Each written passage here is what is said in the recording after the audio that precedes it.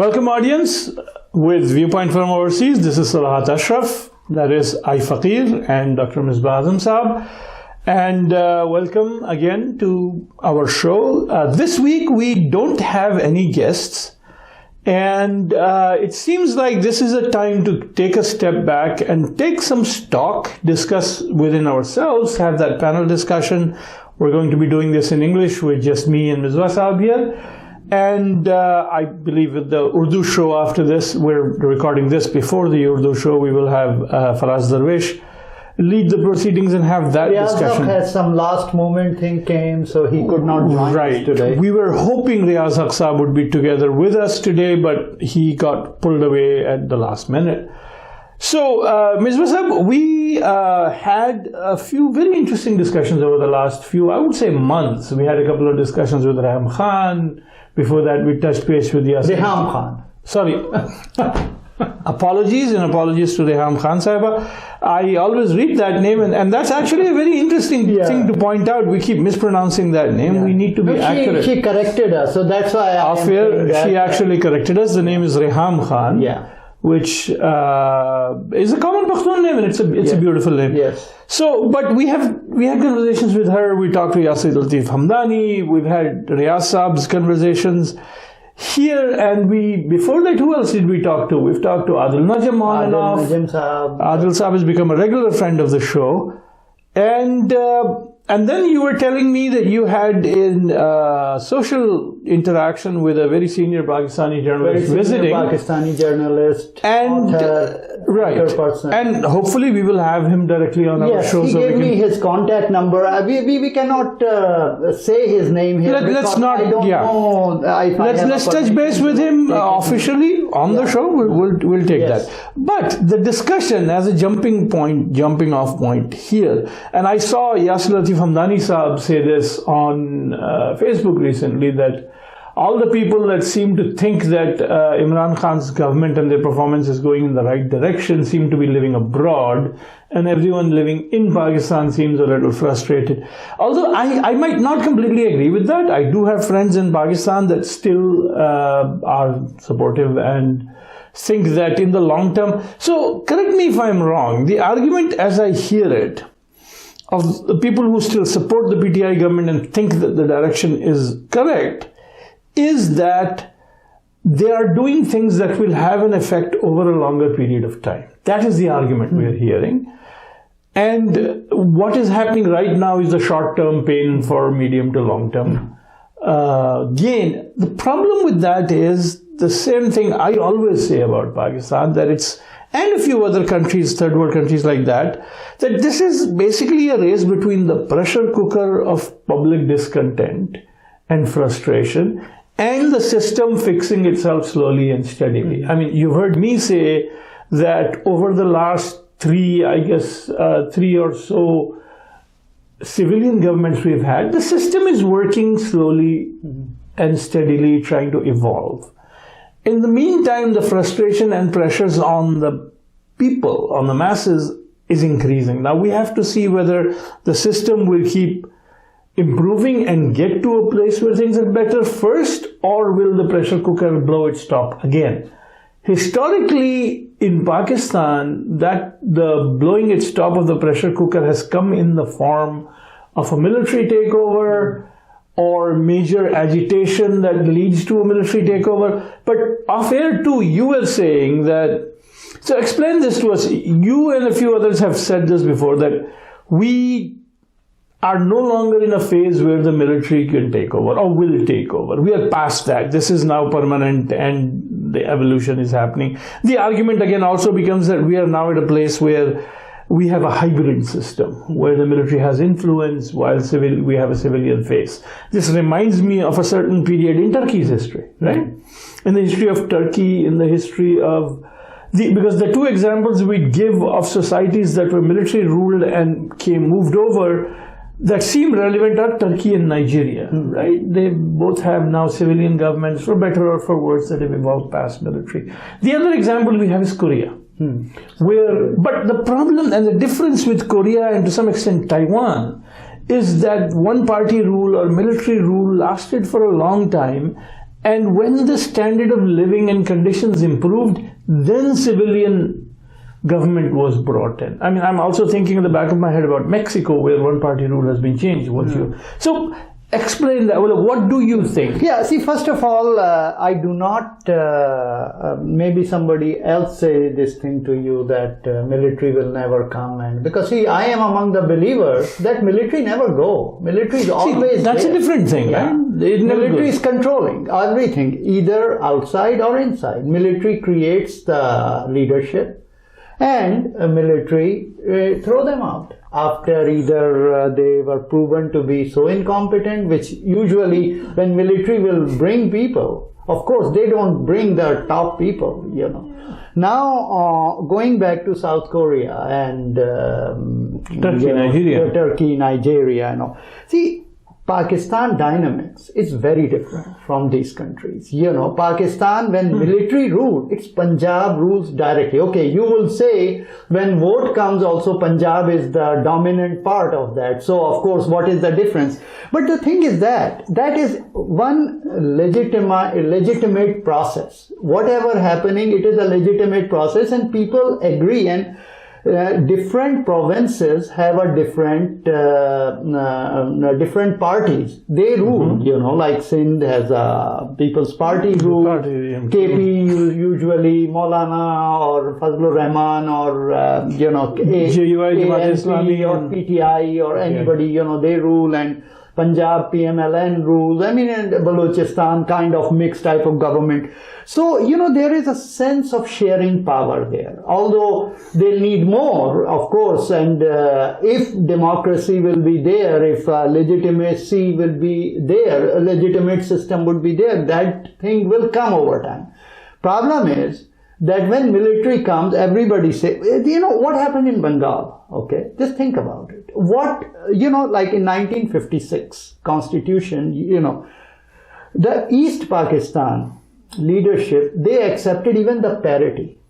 Although it was not. I mean, the thing is that East Pakistan was much larger. It had a larger population. It was more than 50%. But, you know, they say, okay, let's move. Let's move. Okay, if this is the way, just let's move. But what happens later on? Even that did not work out. And when military came, that time, lot of Bengali leadership, they just thought that Pakistan, as whole Pakistan, is not interested in democracy and all that, you know. And now this military will rule. Through the military, only one province will rule. And you can see the Pakistan history. You know, Punjab never stood up against the military rules or agitations and all that, you know. I mean, this is... I mean, wait, let me actually unpack a couple of things there. One is, the footnote here is that Bengal, Bangladesh, what now Bangladesh, has gone its own way, and after it went its own way, it itself had a period of military rule. But then, the interesting thing is, it evolved out of it. It now seems to have an evolving, steadily improving democracy there. Yeah, see, East Pakistan, I mean, Bangladesh, you can compare that country with somewhat, in some sense, to South Korea or Nigeria. Because see, the thing is that they don't have a different type, and I'm no, Nigeria has a lot of... no, I mean, I'm talking about... issues. I'm talking about the ethnic, the provinces are the full countries. They are totally different. They say that we speak different language, we eat different food, we dress up differently. I don't want to go into great detail, but Nigeria does have that issue. There is a north-south, east-west issue there. It's not. They had a civil war. Yeah, that is true, but it is not as bad as in Pakistan, because Pakistan, India also, you know, they came out with these kind of things for ages, you know, and then they form a country, and to form a country, I think this is the best system, that parliamentary democracy, which can keep them intact. No, see, we're not arguing whether that parliamentary democracy is the best system. It does seem, and I at least will agree with you, that in a country as complex as Pakistan, in fact, India is much more complex, and Nigeria itself is pretty complex. A parliamentary democracy is often the best way to go, because in a parliamentary democracy, everybody can come sitting in the parliament. Yeah. Different voices can be heard, and you can do coalition governments. In fact, India, before the BJP government at least took over, it seemed like they were going through a phase where it was starting to get into coalition governments, and therefore you would have not one but several voices together in government, right? But that's not what we're discussing here. In Pakistan, the question to me now is, and what I wanted to ask you about is this the new normal, as in this kind of guided democracy or military control from behind rather than in front? Or is there still a chance? I am still not convinced that at some point the military might not decide, okay, enough is enough, the people are asking, we've created, because there is manufactured consent here. And they've gotten to, because even now they do keep their impression, and the people do keep a certain opinion that is coming back about that the military is the only perfect thing. And in fact, recently what we've been hearing is, if you point out the failings of previous military governments, people say, no, this set is different. Rahil Sharif was a different set, all the others were different. Bajwa and his team are a different kind of military. They are more honest, they are more this, they are more that. Oh, this is all better. Yeah, see, the thing is that you say one word, new normal, right? I mean, you say new normal. That's the question. Yes. Okay. Is this a new normal? Okay, and that is the fight. That is the fight. The military, the bureaucracy and military together, they want to prove it, that this is the new normal. And this, like you mentioned about this senior journalist, right? I had a very good chat with him.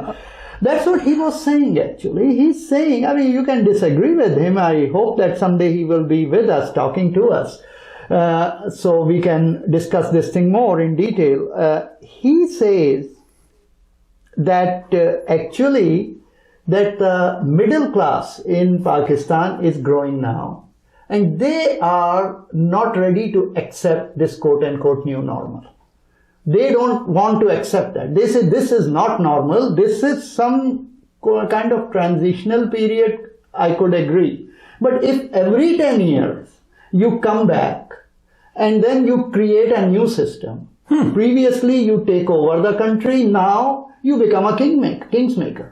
You know. So actually that is good news, because my understanding is that is actually what happened in South Korea, right? No, and that's what he said. He said, and I mean, he was giving us the good news actually. Yeah, he says good this news. has happened, and he says that the system of military rule, monarchies and all that, these are failed in the world. I mean, these are the systems which Europe... See, that is where I would want to question a little what we are seeing in the West, actually all over now, Turkey, India, America, right, the USA. We are starting to see more autocratic rule. I mean, strongman rule. See, that is, no. You are stepping into the other side, that first let us decide military versus civilian. I mean, the thing is that then once you decide about civilian, then you talk about Boris Johnson versus Boris Yeltsin versus, all these... Yeah, Yeltsin versus Putin. Putin. No, but see, that's it. If you look back historically, that actually is a problem. If you go back a few decades, some of the strongmen that we saw during the Cold War, most famously in my mind is... Marshal Tito? No, Marcos. Marcos? In the Philippines, right? Yeah. He was initially an elected leader, and slowly went down the track of becoming a ruler, and then he allied himself with the military, and it went a certain way, right? And if you look at it, I mean, it almost becomes something we shouldn't say, but similar something happened with Hitler, right? Yeah. He came to power not in a popular, people say popular, he wasn't popularly elected, but he was at the head of a constitutional government, right? That's true. It was a minority government, but then he, put his... Yeah, but he took hold. And frankly, just to finish my thought, Erdogan seems to be moving in the same direction. Yeah. And this is now you are talking about the populism, rise of a populism. I mean, the thing of a populist demagogue. Demagogues, exactly. I mean, Hitler was nominated by the president of Weimar Republic. Because he was under pressure, and he was nominated as a chancellor, and chancellor did not have too much power that time, But when he came there, he, like the famous library fire or some the right strike fire. Yeah, that's true. And after that, So, but that's manufacturing consent, and that is my fear with Pakistan. We have way too much manufactured consent in Pakistan. When people say, oh, no, the military will never come back because they now know in our society. That has happened every 10, 20 years. Things are taken to a certain level, and now you and I are at the point where we have talked to enough journalists, we have seen enough journalism in Pakistan and abroad to see that the manufactured consent through the media, through issues being raised, is happening. Yeah. And so, but anyway, so let's just one comment. Wind up for us. Wind up the topic for us. Please. Yeah. Very quickly. Very quick comment. No, go ahead. See this idea of a lot of parties say, oh, we cannot do this because system will derail. Okay, which system they are talking? I wrote an article also published in Razan's Nyador.tv. Yeah. So. Which system you're talking about? There is no system. So sometimes I say, let them come. I mean, the thing is that for me, it is better. Well, it is not better, but for me, it is better if they say, yes, we are ruling, instead of they just move manipulating from behind. And Imran Khan is to be blamed for every disaster, every bad thing. I mean, the thing is that, I'm not Imran Khan's big supporter, but I think Imran Khan brought his team, which was thrown out by those people who are already failures. They are all military's old cohorts. So this thing shouldn't happen, and Imran Khan should stand up to it. But Imran Khan, so let us actually use that, because we're not going to solve this problem. I think we've raised some issues in audience. We'd like to hear back from you on our Twitter handles, on the Talk for Park Twitter handle, our YouTube page. Let us use that as a segue because there was this thing, I will call it a thing. I don't know whether it was fake news or whether it was real. This statement attributed to Imran Khan going around the internet this week of saying that I didn't get a good team is why I didn't deliver. First of all, I would like to hear, have you looked into the background? Is that fake, or is that something that he might have said informally that got publicized, which he wouldn't have wanted publicized, or is that a statement? What is that? Yeah, actually, see, as far as fake is concerned, we don't know. We will find out it's fake. If it is fake, he would say, I never said that. I mean, not necessarily. Sometimes you don't want to justify a fake by giving it airtime. No, but the thing is that this is too big of a statement because see, the thing is that if you are the team leader and you are saying my team is all bad, then virtually I'm saying that, maybe team is not bad, you are bad. How about I change you? It's not a maybe, right? So my first reaction to that kind of statement is, you are the captain. I mean, you are the prime minister. It is in every way, shape and form, whether we're talking rhetorically or legally, it is your government. Yeah. And therefore, you should be, if your team does not perform, you selected your ministers, they don't perform, as the US presidential principle goes, the buck stops with you. Yeah, that's true. And therefore, change your team. Or you pick that. But in this case, of course, my first humorous reaction was that, basically he's saying the selectors give me a bad team. Which goes back to, which sort of is an underhanded way of him admitting that I am operating under a team of selectors. So the selectors are who they are. Look, I mean, his economic team. He never even met the state that's bank a given, governor. But he never even met him. And by the way, that's a different set of selectors then. No, what I'm saying that I agree that they're different set of selectors, but in one sense, his selectors kind of agreed with having other selectors to give him a team. But my point is that by saying this is only one, is that it was not his team. That you and I agree, right? Hafiz Sheikh failed country twice. General Musharraf's time, he was responsible of Pakistan losing $800 million in Etisalat deal. Pakistan still didn't get it back. That is gone. Okay. Then in the time of People's Party, okay, Asif Zardari, no matter what you say, he's a very smart guy. He said that, okay, you are given to me and I cannot say no to them. However, you have to take the responsibility. So be a senator.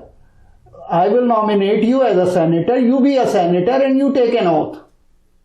So that tomorrow when you screw up, right, you will be responsible. You will not take your bag and walk away. Right. And that exactly happened. He left the country with a 3% growth, when Nawaz Sharif came in power. But let's look at some of the positives. I mean, for me, when people ask me, what do you think Imran Khan, you keep saying he's done this wrong and that wrong, what he's done right. And this might be our segue to foreign policy. I've always thought that the Kartarpur thing is an unalloyed good on a principle level, on a strategic level, on a tactical level. It is a genius. It is both a very nice move, ethically, morally, and socially, and it is a genius move in terms of both getting good PR, building sympathy in the Sikh community, and all of that. That is one good thing. But then, when you look at Kartarpur, you look further north, and you're in Kashmir. And we heard Reham Khan last week on our show say that basically what you are seeing in Kashmir is what was agreed earlier, or what we've basically given up all possessions and given up on Kashmir, and everything else is just sound and fury. And if I'm not mistaken, you were talking to a senior journalist over the week, you mentioned that off air, where his reaction is also, forget Kashmir, we've lost it. Exactly, that's what he said. And Reham Bibi was also right. I mean, what he said, because the news story she was quoting was published 3 years ago or 4 years ago in Kashmir's very top newspaper, Kashmir Time or something like that. No, but was that a news story? Was that analysis? What exactly was it? It's not analysis. It was current Prime Minister Imran Khan's statement. I mean, it's not a... Before he became Prime Minister? Well, 3-4 years ago, I think. When he made the statement, they reported... So basically that was him suggesting we should just do this, divide the 3 parts. Yeah, he said this is the best way, that Ladakh should be staying there and something like that. I have that cutting somewhere. I can publish it in our show if I think we should. It. Yeah, if I find out. I copied it somewhere. If we found it somewhere, we can most probably Google that. Yeah. So that's... I don't know what to say about Kashmir, because that both, and Imran Khan says this, other people have said this, and my feeling is also that this actually might take the Kashmir issue out of Pakistan's bailiwick and put it squarely in the lap of the people of Kashmir. And I mean people in Indian-controlled Kashmir, where they might, and with Brexit on our minds and the Irish situation on our minds, it almost seems like now is when Kashmir becomes India's Ireland, India's Northern Ireland. Well, Pakistan can hope. Okay, let's go back a little bit to Kartarpur thing. Okay. Like, first of all, first time this Kartarpur thing happened, when it was being planned, it was in the day Prime Minister Imran Khan was taking oath. So it is not made by Imran Khan. It wasn't started by him. It was not started by him. It was already decided. And Pakistan military had all previous connections with the Sikh community. Because see, the thing is that it is, Pakistan has nothing to kind of give tough time to India, if you will. I mean, the thing not is anymore. That not anymore, at least. There was a thing. So that's why I always argue. And once our Riyaz Sahab was very angry when I said that. I say that Pakistan has to give India some kind of stakes in Pakistan that allow Indian businessmen to cross Pakistan to do business in Central Asia and all that, which they are doing now. Now the military is talking the same thing. When I was saying that, Riyaz Sahab was very angry. He said that I am listening some people, I am not taking their names whom he talked, but he said it in live, I can say that. But, my point is that through the Sikhs, Pakistan, you see it, Kashmir issue happened, so many things happen, even they stop imports, the medicine stored from India initially, later on they opened it, they had to open it. But they did not do anything to Kartarpur, because Kartarpur is a military strategic dream that one day we can use, we can have a good relations with the Sikhs in India, and we can kind of control India. We can squish India. So it's sort of a soft power move. It's a soft power, yeah. So the thing is that I like it, I support it. It should have been done long time ago. It happens now. It should go through. I have nothing against. I fully agree with you. It is good. But giving this thing that it is something Imran Khan someday came up with some very strategic thing and all that, I don't think so. It is military. Well, if he's getting blamed for the bad things, then maybe he should get credit for the good things. See, that is, I remember I had my advisor, Dr. Sajendra Singh. He's Indian guy. I had some papers published and I applied for PhD in some university. This is with your day job. Yeah, a long time ago. Your professional. Yeah, that's true. So what happens, I did not get a response. So I was very frustrated. I was talking to my advisor. I say, sir, I mean, what is this? I have so many papers published and all that, but nobody sees it. So he smiled and he said, always remember, people characterize us, not what we do good. When they characterize us, what we do, where we do wrong. Yeah, but people say that, Sabahat, yeah, you are okay, but look at it, you did this wrong. Yeah, so, but I feel it a responsibility, as if we claim to be analysts and to some extent journalists, we should make it a point to point out this. That's why I brought up. And I agree. Right? And see, that is the reason. That's our responsibility. I made this comment that I am, although not supportive of Mr. Khan, but the thing is that I told him, I do not blame him for all this screw up. Lot of things in the screw up is not his fault. It's not his fault, but the positives too. I mean, Kartarpur is a positive, and then even if you go back, the keeping Pakistan out of the Yemen war originally was, even before he got into government, was Imran Khan's role, where he forced the whole Yemen issue into parliament, had a debate there, and then Pakistan stayed out of Yemen. I mean, that was something he did as a politician, not even as a leader of government. And that to me is actually one of the best examples of what an effective and positive role for the opposition is. Yeah, but during that time, when this discussions was going on, I agree that Imran Khan did that, but see, the problem is that Imran Khan always opposes the government. I mean, that was his thing. Whatever they do, he has to oppose it.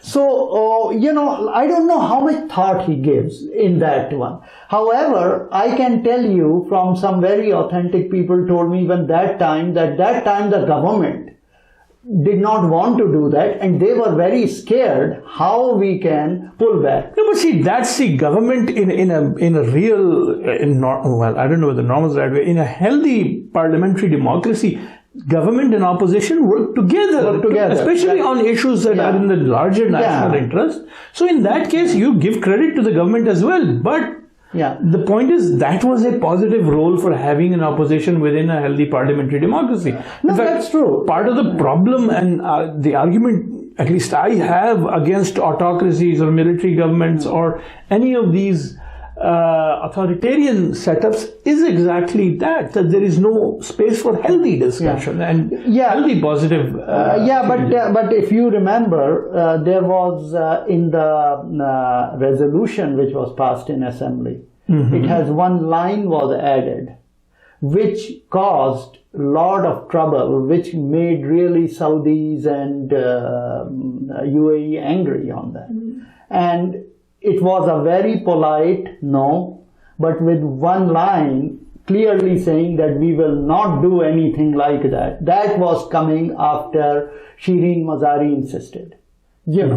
So, and... so, see, now that's a third party besides, PMLN, which was the government, and then PTI, Imran Khan, and then Shireen Mazari, if I'm not mistaken. No, Shireen Mazari was PTI. I'm mixing her up with Shireen Rahman. No, but not Shireen Mazari. Rahman, yeah. No, but again, Shireen Mazari has very strong opinions on certain things, and she has a very strong personality. Yeah. People get on the wrong side of it. But she has a very nationalistic point of view on a lot of issues. But that point was supported by entire PTI. I mean, the thing is that's she's expert. Right? I mean, there is. She's a foreign policy let's not do mistake here. I mean, no, and besides expert, she has a very specific point of view. That is correct. And there are large parts of it where you and I might disagree with her, both in substance and in style. Yes. I mean, her style is also that's something we and a lot of time I do agree with her. She say a lot of things.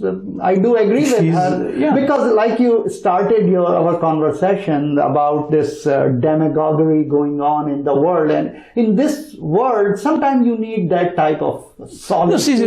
I would make a distinction between having a strong, brash style and actual demagoguery. Or I've started using. They have a very thin line between these two. But the line is important, right? If you get, and that is why I add another value to it. Now, people like Trump or Hugo Chavez, and I take this all the way back to Z.A. Bhutto. These people are narcissistic demagogues, right? They are demagogues who believe only I am right. There is a messiah complex built into it.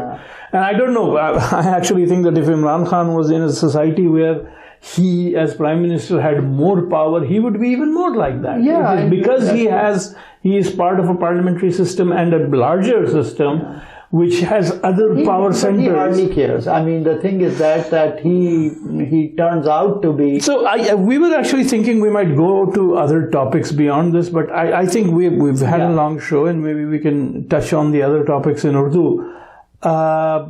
Just to close this out, give me some thoughts on the update on what is happening around Maulana Fazlur Rahman's dharna in March. Because I believe you discussed that with our visitor as well. Yeah, no, actually, all he said is, let it be there. I mean, the other party, they did the same thing. Actually, the thing is that I am totally against toppling the government using the mob power and baton-wielding people are walking on the street. That's why I was against Imran Khan's dharna. But unfortunately, Imran Khan is the one who opened this door. And now everybody is going to do that. So audience, you heard that. I think we will be touching more on these issues both in our Urdu show, if you're able to listen to that, or in the longer term as we have other good guests and hosts. And I hope you enjoyed this internal conversation, because we'd gotten away from having just discussions within our own team. So we thought this week would be a good time to do that. Until next week, this is iFaqeer and Dr. Misbah Azam, or at Misbah Azam. PhD? No, just at Misbah Azam. Yeah. And of course, Talk for Pak, VPOS. Follow us on YouTube, where our username is actually Wide Angle Zoom, which is a bit of a legacy handle, but you can search for Talk for Pak. And on YouTube, Facebook, and Twitter, as I said. So until next time, Allah Nigaban.